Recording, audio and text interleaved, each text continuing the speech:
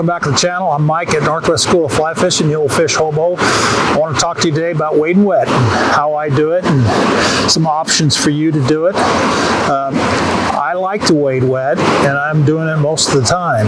And certainly spring, summer, and fall, you'll find me wading wet. I was raised fly fishing on a really cold river, so I'm kind of temperate to that. But a lot of guys want to do it, and they don't like to do it because they slip and fall or whatever, or they just like wearing waders. I like the freedom of not wearing waders and not wearing wading boots. It gets heavy. It's hard for me to walk around sometimes. I get tired easier. But when I'm wading wet and I have the right gear, I can wade the water without effort. I don't slip and fall, and I have the lightness of being able to move in the water and move out of the water safely. The gold rule for me in wading wet is, it's an old, my friend came up with it years ago. It's basically when it's cold, I wear waders, and when it's not, I don't. And that particularly is my case. For some folks, they just don't like to wade in rivers wet like that, and I can certainly understand that. Waders are the way to go. But for me, the freedom of being able to move in the water, move out of the water, certainly makes the longevity of me on the river better suited for my kind of fly fishing. So the first thing I want to do about when I'm wading wet is I want to make sure that I have a really good wading staff close by.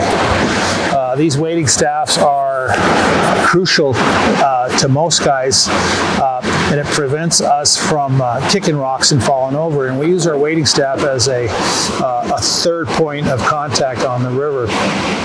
Having said that, I don't wear waders. I wear pants or lightweight short pants. I can take the pants section off and wear shorts, and that allows my pants to dry very, very quickly. And I don't even feel like I'm burdened by having pants on. The pants that I wear are very lightweight, and they dry out very, very fast. Then I got to go to what I wear on my feet. And what I wear on my feet, for those guys that like the wading boots, typically when I'm wearing waders, I'm wearing these corker type boots, and I have the metal strips here, and that keeps me from slipping on those slimy rocks in the river.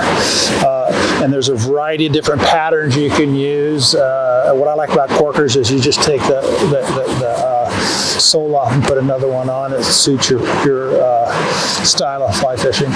With these boots, I don't slip when I'm wading wet. And there are cases where I'll actually wear these boots when I am wading wet without my waders on. The downfall of these is they're extraordinarily heavy when they're dry.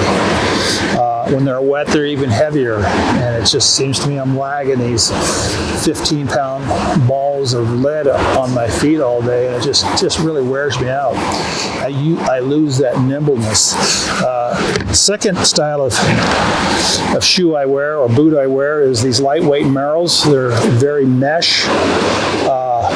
And they have that Vibram sole on them, and I don't use these so much for wading as I do for walking around rocks, and I got boulders and rivers, and I'm not really wading in the river, but I'm crossing maybe from one boulder to the next through some water, and these are very, very lightweight. If I get them wet, they're going to dry out in about 10 minutes, and with these boots here, or these wading shoes here, I like to wear a rubber bootie, and there's a couple types out there. These rubber booties you can buy in any store, and I just cut the tops off, and that keeps the rocks from getting between me and the shoe inside. It keeps my feet comfortable.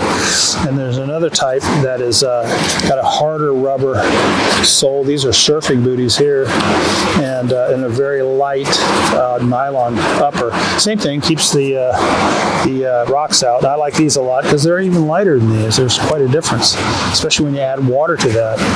And probably my preference really is the wading sandal. And these are Keens, and these are specially designed for wading. They cover your toes so you're not kicking into rocks. But what I do differently, because I am wading a lot, is I add steel cleats to the outside edge of these, so I'm not slipping on rocks either. And there's an actual screw designed, and I just screw these in with a hex head, and these are called goat heads, and I screw them in with Loctite. And these sandals, I can wade any river and not do too much slipping. They just really claw into that slime.